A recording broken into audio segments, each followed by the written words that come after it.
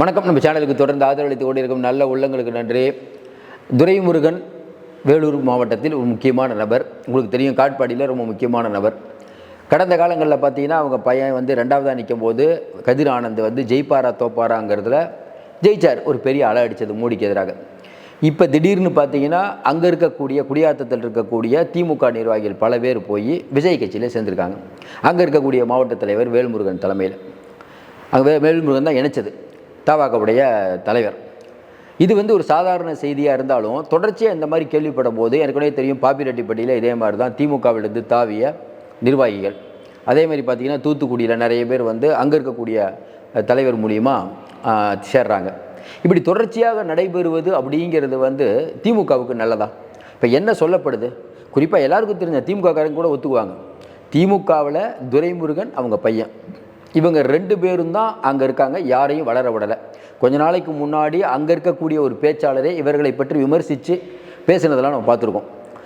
தொடர்ந்து நம்ம சொல்லிட்டு இருக்கிறது என்னென்னா, இன்றைக்கி இருக்கக்கூடிய சூழ்நிலையில் இப்போ வந்து திமுகவிலேருந்து விலகி வேறு கட்சியில் சேர்ந்தால் கூட பிரச்சனை இல்லை. ஒரு குடும்பம் சுரண்டுதுன்னு சொல்கிற விஜய் கட்சியில் சேர்ந்தாருன்னா அது கவனிக்கப்படுது. இன்னும் குறிப்பாக சொல்லணும்னா விஜய் கட்சியிலேருந்து இப்போ முக்கியமான நிர்வாகிகள் யாராவது ஒரு போட்ட நிர்வாகிகள்லாம் திமுகவுக்கு போனால் பெரிய செய்தியா இல்லையா? அதை நீங்கள் சாதாரணமாக கடந்து போக முடியுமா? பாருங்கள், விஜய் திமுக வந்து பக்காவாக ஸ்கெட்சு போட்டு விஜய் ஆட்களை தூக்கிட்டாங்க. என்னங்க இப்போ தான் கட்சி ஆரம்பித்தார், அதுக்குள்ளே இவ்வளோ பேர் விலகிட்டாங்க, அப்படிலாம் நம்ம பேசுவோம்ல. அப்போ இதையும் நம்ம பேசணும்ல. ஆரம்பித்த சின்ன கட்சி, அதுக்கு ஒரே ஒரு மாநாடு தான் நடத்தியிருக்காங்க, இன்னும் நிர்வாகிகள் கூட போடலை. அதற்குள்ளே எப்படி திமுகவிலேருந்து நிர்வாகிகள் போவாங்க? திமுகவிலேருந்து நிர்வாகிகள் ஏன் போகிறாங்க? எல்லாருக்கும் தெரிஞ்ச வெளிப்படையான உண்மை தான். ஒரு சிலர் மட்டும்தாங்க அனுபவிக்கிறாங்க, கீழ்மட்டத்தில் யாருமே அனுபவிக்கலை. உண்டா இல்லையா? இன்றைக்கி இருக்கக்கூடிய நிலைமை என்ன? வேலூரில் நிறைய ஊரில் பிரச்சனை இருந்தால் வேலூர் ரொம்ப குறிப்பிட்டு. ஏன்னா வேலூரில் வந்து துரைமுருகன் அவங்க பையனை மீறி எதுவும் நீங்கள் பண்ணிட முடியாது. ஒன்று வேணாங்க, போன தடவை கதிர் ஆனந்துக்கு செயல்பாடு சரியில்லை, அவருக்கு சீட்டே கொடுக்கக்கூடாதுன்னாங்க. இதில் வேறு மணல் பிரச்சனையில் வேறு ஒரு பிரச்சனை ஓடிட்டுருக்கு. ஏற்கனவே கட்சியிலையும் சரியாக ஃபண்டெல்லாம் வந்து கொடுக்க மாட்டாரு, மற்ற அமைச்சர்கள்லாம் பிரச்சனை இல்லை, இவர் ஒருத்தர் தான் பிரச்சனைன்னு இவர்கிட்ட இருக்கக்கூடிய ஒரு துறையை தூக்கி செந்தில் பாலாஜிக்கு கொடுக்கப்பட்டதாக இருந்தது. இப்படிப்பட்ட சூழ்நிலையில் இந்த மாதிரியான தகவல்கள், ஒரு கோட்டையை ஸ்ட்ராங்காக வச்சுருக்கேன் அப்படின்னு சொல்கிற இடத்துல நிர்வாகிகள் போகிறது வந்து ரொம்ப அதிர்ச்சி அளிக்கிறது. நீங்களே கொஞ்சம் யோசனை பாருங்கள். இதே திருச்சியில் நேரு அவர்கள் இருக்கார், அங்கேருந்து ஏதாவது நிர்வாகிகள் போனால் பெரிய விஷயமாக பேசப்படும். என்னங்க, நேரு வந்து திருச்சியே கண்ட்ரோல் வச்சுருக்கார், திருச்சியில் போக மாட்டாங்க, ஏன்னா அந்தளவுக்கு அவர் வச்சுருக்காரு. இந்த மாதிரி சில இடத்துலலாம் ஆளுங்க வச்சுருக்காங்க. நம்ம நேரு ஏன் குறிப்பிட்டு சொல்கிறோன்னா, அந்தளவுக்கு நிறையா பண்ணுறாரு, அங்கே இருக்கக்கூடிய தொண்டர்களுக்கு பண்ணுறாரு. இன்றைக்கி கோயம்புத்தூர்லேருந்து யாராவது தூக்க முடியுமா? செந்தில் பாலாஜி சூப்பராக பண்ணிகிட்ருக்காரு. ஆனால் இன்றைக்கி முதலமைச்சர் அவர்கள் மறுபடியும் தொடர்ந்து சொல்கிற மாதிரி ஸ்டாலின் அவர்கள், உதயநிதியெல்லாம் 200 சீட்டுக்கு இலக்கு பண்ணிகிட்ருக்காங்க. ஆனால் பல பேருடைய தவறுகளால் திமுக இன்றைக்கி வந்து இறங்கிட்டு இருக்கு அப்படிங்கிறத வந்து கண்டிப்பாக திமுக தலைமை யோசிக்கணும்னு நம்ம நினைக்கிறோம். ஏன்னா அவங்க யோசிக்கணும், கட்சி சொல்கிறது தான் நம்ம கடமை. இன்னும் குறிப்பாக சொல்லணும்னா இன்றைக்கி இருக்கக்கூடிய சூழ்நிலையில் திமுகவுக்கு இப்போ வந்து துரைமுருகன் அவர்கள் ஒரே ஒரு விஷயந்தான். இன்றைக்கி துரைமுருகன் அங்கே அந்த நிர்வாகிகள்லாம் ஏன் போகிறாங்க? இல்லைங்க, இவங்க மட்டும்தான் பதவியில் இருப்பாங்க, வேறு யாரும் பதவிக்கு வர முடியாது அப்படின்னு நினச்சி, நம்ம ஏற்கனவே சொன்ன மாதிரி விஜய் கட்சி ஒரு நம்பிக்கை இருக்குங்கிறனால தானே போகிறாங்க. இன்றைக்கி தமிழகம் முழுக்க திமுகவுக்கு ரிப்போர்ட் ஆகட்டும், நிர்வாகிகளுக்கு தெரியாதாங்க? நிர்வாகிகளுக்கு என்ன, வரக்கூடிய தேர்தலில் எந்த கட்சி ஜெயிக்கும், இல்லை எந்த கட்சி ஓரளவுக்கு செல்வாக்காக இருக்கும், தொடர்ந்து எந்த கட்சி இயங்கும் அப்படின்னு அவங்க கணக்கு போடுறவங்களாம் போட மாட்டாங்களா? இப்போ புதுசாக யாராவது ஒரு நிர்வாகிகள் விஜய் கட்சியில் சேர்ந்தாங்கன்னு வச்சுக்கோங்களேன், ஆமாங்க அவங்களாம் புதுசாக சேர்றாங்க, ஏன்னா கூட்டம் நிறையா நடத்திட்டு இருக்காங்கன்னு சொல்லலாம். ஏற்கனவே இருந்த நிர்வாகிகள் சேரும்போது அது விஜய் கட்சியை பலப்படுத்துமா இல்லையா? விஜய் கட்சிக்கு இன்றைக்கி என்ன தேவை? ஏற்கனவே ஓரளவுக்கு வந்து வேலை தெரிஞ்சவங்க தேவை. இன்றைக்கி இருக்கக்கூடிய ரசிகர்கள் இந்த பூத்து கமிட்டியிலேருந்து, பிரச்சாரத்திலேருந்து, இன்னும் குறிப்பிட்டு சொல்லணும்னா ஒன்றியம், நகரம், இதெல்லாம் எப்படி ஒருங்கிணைக்கணும், போராட்டம் ஆர்ப்பாட்டத்துக்கெல்லாம் பர்மிஷன் வாங்குறது, அதில் நடக்கக்கூடிய பிரச்சனை, இது எல்லாம் தெரியாமல் இருக்கும். இப்போ புதுசாக நிர்வாகிகள் உள்ளே வர வர வர அவங்க சொல்லிடுப்பாங்கள்ல, ஏன்னா திமுகலேருந்து வராங்க, திமுக என்ன பண்ணோம். இன்னும் குறிப்பாக பார்த்தீங்கன்னா பாம்பின் கால் பாம்பரியும். துரைமுருகன் என்ன பண்ணுறாரு, அவங்க பையன் கதிர் ஆனந்த் என்ன பண்ணுறாரு, அவர்களுக்கு இருக்கக்கூடிய பர்சனல் பிரச்சனை என்ன, இந்த விஷயம்லாம் தெரியும்ல. அதாவது வெளியிலேருந்தெல்லாம் தகவல் வர வேணாம், உள்ளே இருக்கக்கூடியங்களே தகவல் தருவாங்க. இது திமுகவுக்கு நல்லதா? இது ஒரு இடம் இல்லைங்க, தமிழகம் முழுக்க பல மாவட்டங்களில் என்ன நிலவனா உட்கட்சி பிரச்சனை அந்தளவுக்கு இருக்குது. அதிமுக இருக்கான்னு கேட்டால் அதிமுக நிறைய கொள்ளையாக இருக்குது, அதில் மாற்றுக்கருத்தே இல்லை. திமுக அதிகாரத்தில் இருக்காங்க, தொடர்ந்து திமுக காரங்களே ஒத்துக்கொள்கிற விஷயம் இல்லைங்க. மேல்மட்டத்தில் மட்டும் சம்பாதிக்கிறாங்க, கீழ்மட்டத்துக்கு போக மாட்டேது. இது தொடர்ச்சியாக இந்த மாதிரி குற்றச்சாட்டுகள் வருது. ஒன்று வேணால் முதலமைச்சர் அவர்கள் வந்து அந்த முகவர்கள் கூட்டம் நடத்தும் என்ன சொன்னார், முகவர்கள் கேட்டதை மாவட்ட செயலாளர்கள் அமைச்சர்கள் பண்ணி கொடுங்க, இல்லாட்டா நேரடியாக வந்து என்கிட்ட சொல்லுங்கன்னு சொன்னாரா இல்லையா? இன்றைக்கி வெளியில் வரக்கூடிய, நீங்கள் வெளியில் கூடிய டாக்கெல்லாம் பாருங்களேன், திமுக அரசில் ஸ்டாலின் அவர்களும் உதயநிதி கனிமொழி இவங்கெல்லாம் உழைக்கிறதுக்கு அடுத்த தேர்தலில் ஜெயிக்கணுங்கிற முனைப்பில் இருக்காங்க. நிறைய அமைச்சர்கள் வந்து அந்த முனைப்பே இல்லை. ஒன்று வேணால் அந்த தீபாவளி விஷயத்தில் நிறைய பேர் வந்து தலைமை ஒரு 10 ஸ்வீட் பாக்ஸ் கொடுக்குது, கீழே இருக்கவங்களுக்கு சில இதெல்லாம் கொடுக்கணுங்கிறது பல ஊரில் கொண்டு போய் சேர்க்கப்படலை. தொடர்ந்து நம்ம ஏன் செந்தில் பாலாஜி சொல்கிறேன்னா, இன்றைக்கி மாவட்டத்தில் பல பேர் அவர் கட்சியில் இணைச்சிட்டு இருக்காரு, பிஜேபியிலேருந்து மற்ற கட்சியில் இருந்தோம். இந்த மாதிரி விட்டால் இது திமுகவுக்கு பாதிக்குமா பாதிக்காதா?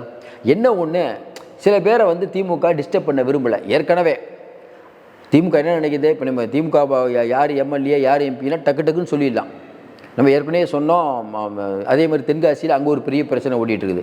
ஏற்கனவே நெல்லை சரவணன் உங்களுக்கு தெரியும், திருநெல்வேலியில் அவரை மாற்றுறதுக்கு பாடுபட்டோம். கொஞ்ச நாளைக்கு முன்னாடி கோவை மேயர் அவங்கள மாற்றிட்டு புதுசாக ஆள் போடுறாங்க. அங்கே இருக்கக்கூடிய கவுன்சிலர்லாம் அழுதுகிட்டே போகிறாங்க, நாங்களாம் எவ்வளோ செலவு பண்ணிவிட்டு இந்த போஸ்ட்டுக்கு வந்தேன்னு தெரியுமான்னு. இது சமூக ஊடகங்களில் வருது. ஊடகங்களில் வந்தால் மக்கள் திமுக பற்றி என்ன நினைப்பாங்க? அப்போ நீங்கள் வரதே கல்லா கட்டுறதுக்காக நினைக்க மாட்டாங்க. காஞ்சிபுரத்தில் மேயர் மேலே தீர்மானம் போடுறாங்க அவங்க கட்சிக்காரங்களே.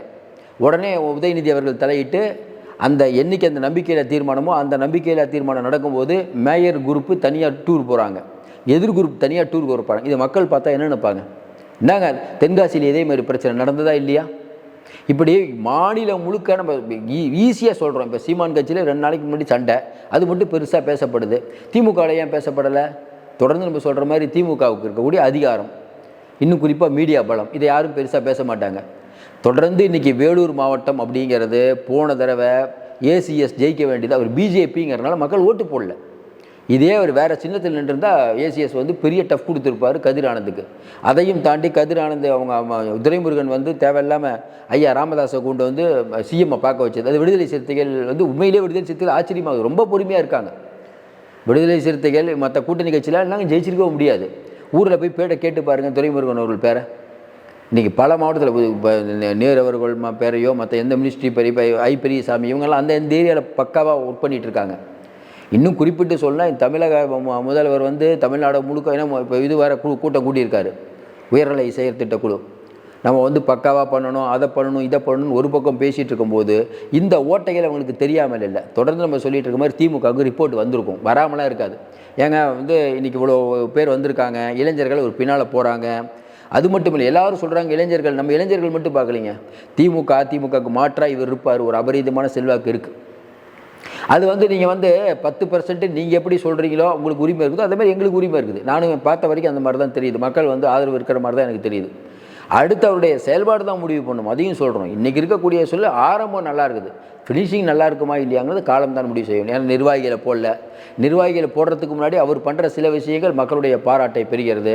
இப்போ அடிக்கடி வரக்கூடிய தகவல்கள் இயங்கிட்டு இருக்காருப்பா, ஏன்னா உடனே ஷூட்டிங் போயிருந்தால் நம்ம சொல்லலாம் பரவாயில்லப்பா ஏதோ இயங்கிட்டு இருக்காரு. இப்படிப்பட்ட சூழ்நிலையில் அங்கொன்றும் இங்கொன்றுமாக வருது, இது அதிகமாக கிளம்பிட்டு இருக்குது. இப்போ அந்த மாவட்ட தலைவர் என்ன சொல்கிறார் வேல்முருகன், இது ஒன்று தாங்க, இன்னும் 2-3 நாள் இன்னும் நிறைய பேர் சேர போகிறாங்க. இன்னொரு மாவட்ட தலைவர் சொல்கிறார், இல்லை நாங்கள் வந்து செவ்வாய்க்கிழமை ஒரு கூட்டம் வச்சுருக்கோம், நிறைய பேர் வந்து சேர போகிறாங்க. அப்போ அந்த சேர்றவங்க எல்லாம் திமுக இல்லைன்னு சொல்லிட முடியுமா? திமுக தான் சேர்றாங்க. அப்போ ஏதோ ஒரு விஷயத்தை விஜய் பேர் ஈர்ப்பில் தான் அவ்வளோ நிர்வாகிகள் போய் சேர்றாங்க. ஒரு நம்பிக்கை உங்களுக்கு எனக்கு நமக்கே தெரியும், வெளியில் என்ன கிரவுண்ட் ரியாலிட்டி நிர்வாகிகளுக்கு தெரியாதா? அப்போ துரைமுருகன் அவர்களுடைய இடத்துல இந்த மாதிரி சேரும்போது திமுக தலைமை துரைமுருகனை கேட்டு, இதே ஜெயலலிதாமாவாக இருந்தால் இந்த மாதிரி விட்டுருப்பாங்களா? கொஞ்சம் யோசனை பாருங்கள். என்னங்க உங்கள் தொகுதியில் இவ்வளோ பேர் வந்து சேர்றாங்க, என்னென்னு கேட்டிருக்க மாட்டாங்க. என்னென்னா திமுகவில் ஒவ்வொருவரும் ஒரு அதிகார மையமாக இருக்கிறார்கள், கண்ட்ரோல் இல்லாத நிலைமை போயிட்டுருக்குன்னு வெளியில் சொல்கிறாங்கல்ல, அது உண்மையாகிற மாதிரி தான் இந்த விஷயம் இருக்குது. இதை எப்படி திமுக எடுத்துக்கணும்னு தெரியல. ஆனால் உண்மையிலேயே சொல்கிறோம், விஜய் வந்து சைலண்ட்டாக இருந்தாலும் சில ஸ்கெட்சை போடுறாரு. மறுபடியும் நம்ம சொல்கிறோம் ஓப்பனிங் நல்லா இருக்குது, எண்டிங் எப்படி இருக்குன்னு தெரியல. உடனே வந்து விஜய் நீங்கள் எப்படியே சிஎம்மாக உடனே கீர்வாரெல்லாம் சொல்கிறீங்கன்னா சொல்லக்கூடாது. இப்போ இருக்க நிலைமையில் அருமையாக பண்ணிகிட்ருக்கார். எதிர்க்கட்சி அரசியலை எடப்பாடியை விட ஒரே ஒரு அறிக்கை, அதே மாதிரி ஒரே ஒரு மாநாடு இன்னும் தன்னை பற்றி பேச வைக்கிறார். அப்படிங்கும்போது இது ஒரு 10%க்கான கட்சியா, இல்லை ஜெயிக்கக்கூடிய கட்சியா, இல்லை எதிர்க்கட்சி ஆகக்கூடிய கட்சியாங்கிறது மக்கள் தான் முடிவு செய்யணும். மறுபடியும் சொல்கிறோம், நடைபயணம், பொதுக்கூட்டம், ஆர்ப்பாட்டம் இதெல்லாம் பண்ணுறா அவர் மேலே கவனம் திரும்பும். எடப்பாடி பழனிசாமி ஒரு போராட்டம் பண்ணால் நீங்கள் வந்து மூடி மறைக்கலாம். விஜய் ஒரு போராட்டம் பண்ணால் மறுக்க முடியுமா, மறைக்க முடியுமா சொல்லுங்கள்? அதேமாதிரி விஜய் வந்து ஒவ்வொரு ரோடாக இறங்கி ஒரு மண்டலமாக போனார்னா அவருடைய கேட்கலாம், சொல்லலாம், நடிகருக்காக கூடக்கூடிய கூட்டம் அப்படின்னா நீங்கள் சமூக ஊடகங்கள்லாம் இந்த அளவுக்கு இம்பாக்ட் இருக்காதுங்க. திமுக அதிமுகலாம் பயப்பட மாட்டாங்க. அது ஏதோ ஒரு இருக்குது, அவங்க நமக்கு தெரியாமல் இருக்குது. இந்த அளவுக்கு திமுக பேசுது அதிமுக பேசுது அப்படின்னா ஏதோ ஒரு விஷயம் இருக்குது. ஏன் அதிமுக எதுக்கல, அதிமுகவை டேமேஜ் பண்ணுவாருன்னு விஜய் இவருக்கு தெரியாதா, எடப்பாடிக்கு தெரியாதா? இன்னும் சில பேர் எடப்பாடி விஜய்கிட்ட பேசினார், அபத்தமான குற்றச்சாட்டு. ஏன்னா எல்லாருக்கும் இதே மாதிரி தான், ஒன்றா பிஜேபியோடைய பி டீம் இல்லை அதிமுகவோட கூட்டணி பேசுகிறார். அவர் முதலமைச்சராக இருக்கக்கூடாது. எடப்பாடியை முதலமைச்சராக விஜய் வருவாரான்னு நிறைய பேர் நினைக்கணும். அது ஒரு ஊழல் கட்சிங்க, திமுக ஊழல்னு சொல்கிறவர் அதிமுக ஊழல் ஏன்னு சொல்லுங்கிறார். சொல்லுவார், நம்ம சொல்கிறோம், நம்ம சொன்னது போன தடவை நடந்தது இப்பவுமே சொல்லுவார் பாருங்கள். எடப்பாடி ஐடிஎம்கே பிஜேபி திமுக எல்லாமே மோசமான கட்சின்னு சொல்கிறாரா இல்லையா பாருங்கள். அதுக்கப்புறம் நம்ம சொல்லுவோம், ஒருவேளை அவர் அதிமுக ஊழல் கட்சி இல்லைன்னு சொன்னால் அப்புறம் நம்ம பேசுவோம். தொடர்ந்து நம்ம சொல்கிறோம், நீங்கள் எழுதி வச்சுக்கோங்க. இதுக்கு முன்னாடி நான் இதான் சொன்னேன், நீங்கள் மோடியும் திமுக வெளுத்து வாங்கினாரா இல்லையா? அதுக்கப்புறம் சோர்ந்து போயிட மாட்டாருங்க, பண்ணுவாருங்கன்னு சொன்னோம். ஏன்னா நம்ம மறுபடியும் சொல்கிறோம், நீங்கள் விஜயகாந்த் அவர்களை வந்து மீடியாலாம் வச்சு ஒரு மாதிரி பண்ணி அவர் ஒரு மாதிரி ஆக்கிட்டீங்க, ஒரு நல்ல மனிதரை. இவர் அந்த மாதிரி பண்ண முடியாது, ரொம்ப விவரமான ஆள். மீடியாவை ஏன் சந்திக்கவே இல்லைன்னா இந்த மாதிரி இவங்க பண்ணுவாங்க தான் சந்திக்கலை. மீடியாவை பார்த்தா தான் மக்கள் ஓட்டு போடுவாங்கிற எண்ணம்லாம் இல்லை. மோடியிலேருந்து ஜெயலலிதாமாலேருந்து யாரும் மீடியாவை பெருசாக சந்தித்ததில்லை. இது இப்படியே போதும் தான் நம்ம நினைக்கிறோம். அதே மாதிரி வந்து விஜய் தான் ஆர்ப்பாட்டத்துக்கு வரணும்லாம் இல்லை, அவங்க ஆர்ப்பாட்டம் பண்ணால் போதும். மக்கள் வந்து திராவிடமாக தமிழ் தேசியமாக இதை பார்த்தலாம் ஓட்டு போடல, எவ்வளோ போராட்டங்கள் பண்ணாலும் ஓட்டு போடல. திமுக வலுவாக எதுக்குறாரா? இந்த அறிக்கையே ஒரு போதும், அன்றைக்கி நடத்த கூட்டம் போதும், அறிக்கையை தொடர்ந்து விடுவார். இன்னும் அறிக்கையெல்லாம் வரப்போகுது, ஊழல் பட்டியலாம் வரப்போகுது. அப்போது இன்னும் களம் மாறும் நம்ம நினைக்கிறோம். 1.5 வருஷம் இருக்குல்ல, நாளை நடப்பது யாருக்கும் தெரியாது. இப்போவே திமுக ஜெயிக்கும் அப்படின்னு சில பேர் சொல்லும் போது ஏன் விஜய் ஜெயிக்கும்னு சொல்லுவாங்க, அவர்களுக்கு உரிமை இருக்காது? அவர்களுக்கு ஒரு உரிமை தானே. அதனால் இது வந்து சரியான அணுகுமுறையாக தெரியாது. பார்ப்போம். இந்த தாவல் அப்படிங்கிறது விஜய் கட்சிக்கு ஒரு பெரிய நம்பிக்கை தான். இது சமூக ஊடகங்களில் பெருசாக போகும், ஏற்கனவே நிறையா போயிட்டு இருக்குது. பொறுத்திருந்து பார்ப்போம். மீண்டும் சந்திப்போம். நன்றி, வணக்கம்.